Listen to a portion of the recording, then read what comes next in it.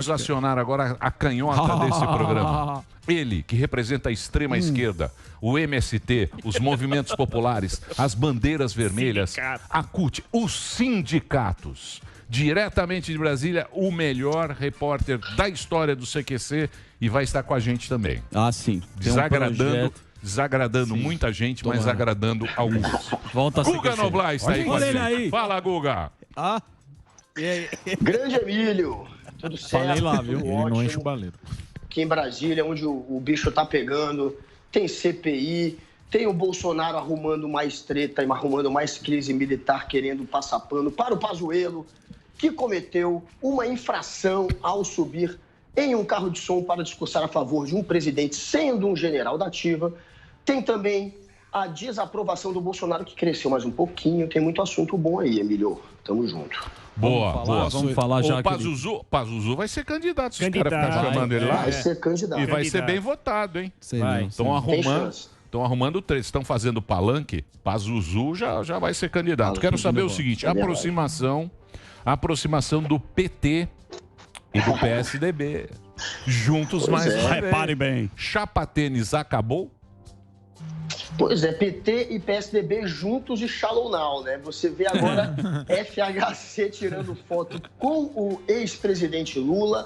Temos também o Alckmin fazendo uma live com o Haddad e os dois ali sinalizando que talvez estejam juntos num segundo turno.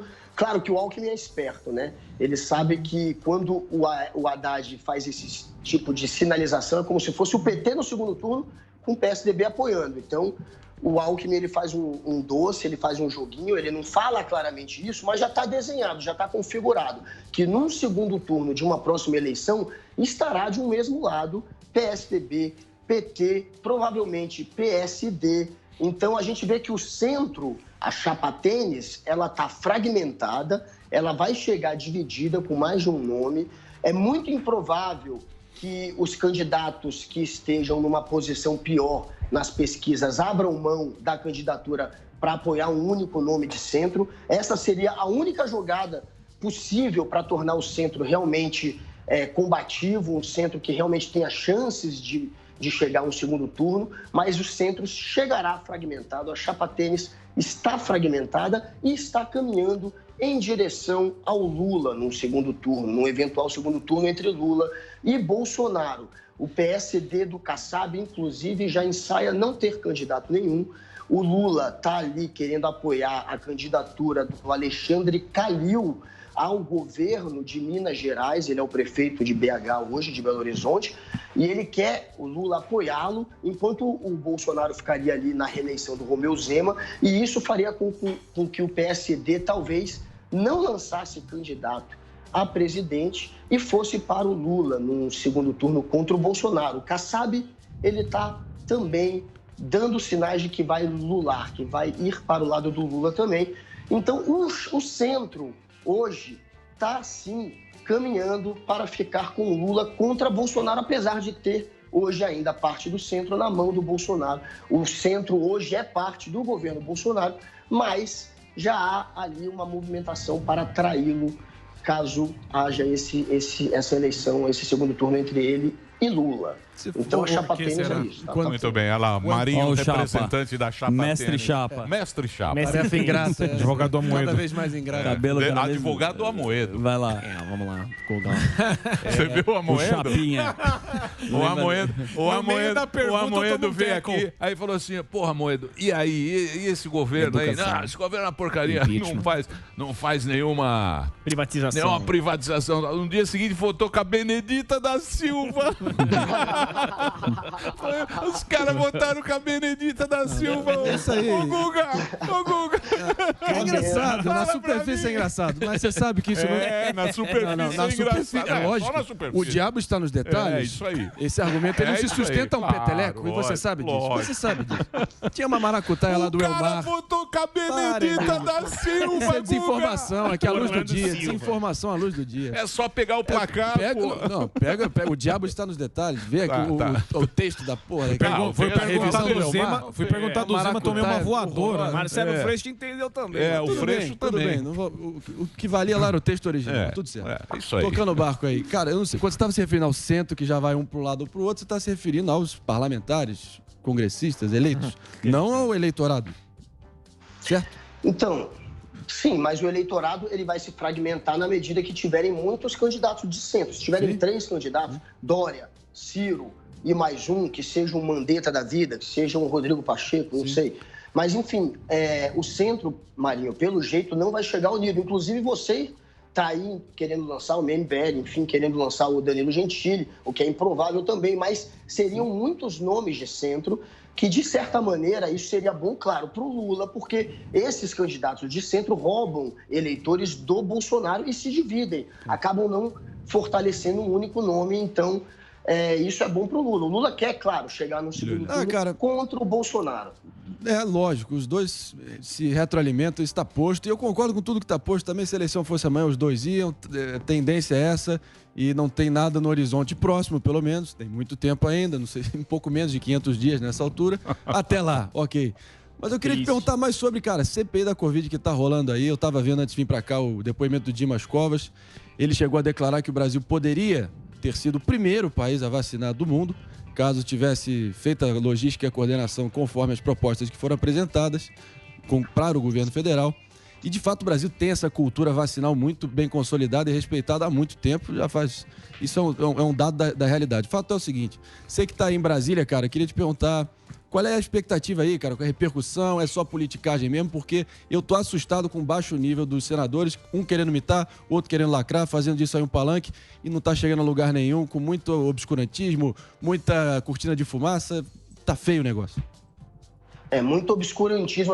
Quando a gente vê a CPI e assiste primeiro o Fernando Bezerra e depois o Luiz Heinz falando em sequência, a gente fica na dúvida se está vendo o Senado ou se está vendo uma reunião entre terraplanistas, porque os caras realmente estão adotando teorias negacionistas. Parece até que no lugar de se consultar com o assessor, de se consultar com o jornalista que trabalha para eles estão se consultando só com os grupos de WhatsApp, né? Aqueles grupos mais desinformados de WhatsApp. Fala mal dos grupos, não, ô canhoteiro.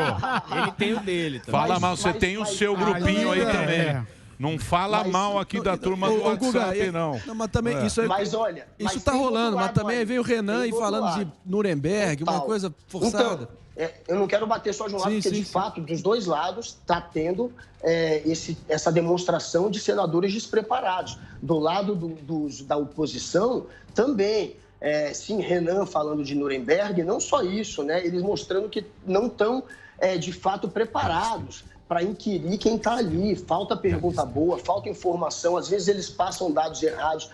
Se você comparar, por exemplo, com parlamentares norte-americanos ou de outros países, quando você vê CPI, eles inquirindo em outros lugares, é grande a diferença. Você vê que o pessoal aqui é mal preparado, oposição e governo. Agora, a gente viu ali dentro, né, uma ala governista, né, uns aliados do Bolsonaro que realmente estão se prestando a qualquer tipo de discurso para tentar passar pano para o governo. Não dá para você ser negacionista e não dá para você ser conivente com um monte de erro que aconteceu. Não dá para você apoiar ainda a cloroquina. Cloroquina já teve a sua fase, hoje a gente sabe que não funciona. Então, a gente vê, inclusive, senadores fazendo discurso pró-cloroquina. É assustador. E a gente vê também Pazuello, um general da ativa ali, se comportando, mostrando que, apesar de ser um militar, ele não serve à pátria, ele serve ao patrão, ele serve a quem realmente está ali no comando dele, a quem ele servia. E quem serve como empregado. Quem você acha que serviu à pátria nesse evento da... Cadê o dinheiro? E o dinheiro? CPI? Cadê o dinheiro? Falar que eu sou do nosso dinheiro. E o dinheiro? E os Não, governadores? a CPI é um jogo político, de fato, Emílio, para tentar, no caso, sangrar o Bolsonaro. Eles sabem que não vai ter tempo de chegar um impeachment.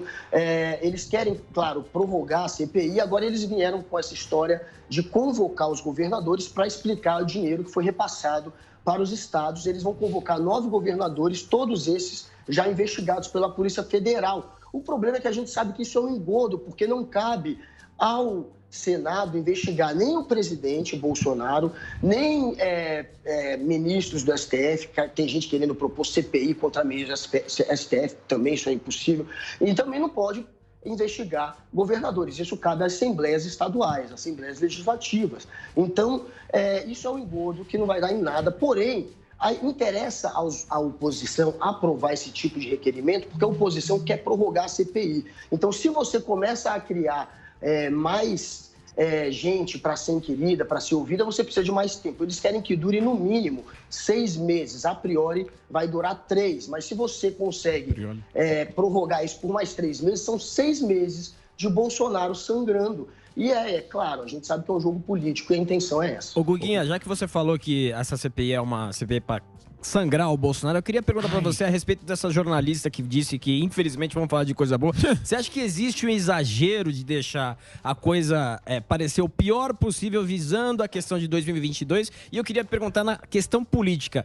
Tem muita gente apostando no quanto pior, melhor. É uma estratégia política, tanto da direita quanto da esquerda, que Bolsonaro deixa ele fazer um monte de cagada que é melhor pra gente voltar depois, e o Lula também, que aí depois a gente vem bonito pra próxima eleição. Você acha que é uma estratégia política? É isso? Deixar o Lula entrar realmente na competição da eleição não era uma intenção do Bolsonaro. Ele queria concorrer contra o Haddad, ele queria concorrer contra o PT, ele queria se aproveitar do antipetismo, mas não contra o Lula, que de fato é um cara que pode derrotá-lo. Do outro lado, sim, eles querem fazer o Bolsonaro sangrar, e tem muita gente que tem medo de tirar o Bolsonaro e colocar o Mourão no lugar, porque o Mourão poderia, sim, conseguir fazer um governo que chamasse a atenção, que fosse positivo, que fosse melhor do que o Bolsonaro, e tornasse assim, se tornando assim um nome competitivo até para uma nova eleição presidencial. E também o pessoal tem medo do Mourão, por o Mourão ser um general da reserva, mas alguém que é muito ligado aos militares. Então, é muito poder na mão de alguém que já tem muito poder, você torná-lo presidente. E é melhor deixar o Bolsonaro sangrando. O PT sabe que é muito mais fácil para o Lula derrotar o Bolsonaro do que derrotar um candidato da terceira via, um outro nome. Já que hoje o antibolsonarismo está se mostrando maior que o antipetismo. Saiu, inclusive, uma pesquisa ontem do Poder Data mostrando que a desaprovação ao governo Bolsonaro e ao Bolsonaro subiu de novo, subiu mais 5 pontos, está em 59%. A pesquisa, a rua tá errada. Você não veio, não. Não. Você não tinha falado que essas pesquisas suas... Você mudou a opinião? Quando a pesquisa porque vem boa, você se comemora. Se bem me lembro aqui, você tinha falado que o Bolsonaro queria era o Lula mesmo, que foi até ele ter saído de lá, não? Ô, Guga, você não vê... Não, eu falei isso já, mas...